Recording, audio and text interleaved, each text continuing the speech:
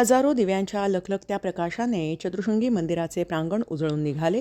त्रिपुरी पौर्णिमेचे औचित्य साधून नवचैतन्य हास्ययोग परिवार व चतुशृंगी देवस्थान समितीच्या संयुक्त विद्यमाने भव्य दीपोत्सव साजरा करण्यात आला।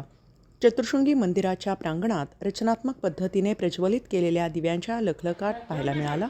आनंदी व हास्यमय जीवन जगण्याचा संकल्प यावेळी करण्यात आला। येत्या 22 नोव्हेंबर रोजी प्रदर्शित होत असलेल्या धर्मरक्षक महावीर छत्रपती संभाजी महाराज या मराठी व हिंदी चित्रपटाचे नायक अनुप सिंग ठाकूर, निर्माते केतनराज भोसले व टीमने या दीपोत्सवाला उपस्थिती लावली।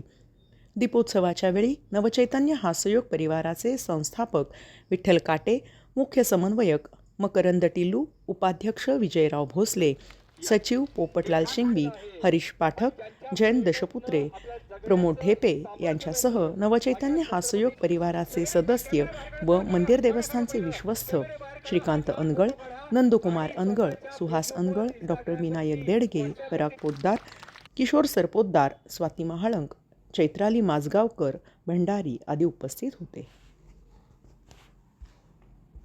मी जे बोलणार होतं हे माझ्यासाठी ते बोलून गेले। मी हेच बोलणार होतो की मागच्या वर्षीच आई सप्तशृंगी माताचा मी आशीर्वाद घ्यायला आलो होतो की आई एवढी मोठी जबाबदारी माझ्या कंध्यावरती आहे, छत्रपती संभाजी महाराजांचा रोल, आणि मी हे आता शूटिंगवरती जातोय, हे सफल होऊ दे आणि पुढच्या वर्षी नक्की येईन। आणि आज आईने मला बोलून घेतलं तुमच्या माध्यमातून, तर खूप माझ्यासाठी खूप मोठी गोष्ट आहे। कारण नाहीतरी माझी एक इच्छा अशी होती की चित्रपट रिलीज व्हायच्या अगोदर आईचे दर्शन करावे, आणि आज मला एक आई वरती आणि बाकीचे सगळे आई माझ्या इकडे देत असतात।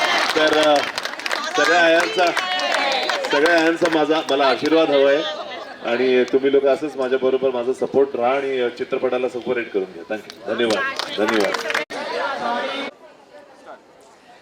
नमस्कार। नवचैतन्य हास्ययोग परिवार ही पुण्यामध्ये 230 हास्य क्लब आणि 25,000 सदस्य असणारी संस्था आहे।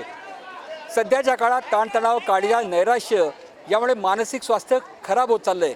अशा काळात हास्याचे दीप प्रज्वलित करून मन प्रफुल्लित आनंदित करण्याचं काम आमची संस्था करत असते। याच निमित्ताने त्रिपुरारी पौर्णिमेच्या निमित्ताने आज आपण इथे चतुशृंगी देवस्थान इथे दीपोत्सवाचं आयोजन केलेलं आहे। इथे हजारो पणत्या इथे लावल्या जात आहेत। या संपूर्ण कार्यक्रमासाठी म्हणून अनेक मान्यवर मंडळी इथे आलेले आहेत, आणि या सगळ्या महत्त्वाच्या कार्यक्रमामध्ये प्रत्येक ज्येष्ठांचा याच्यात सहभाग आहे।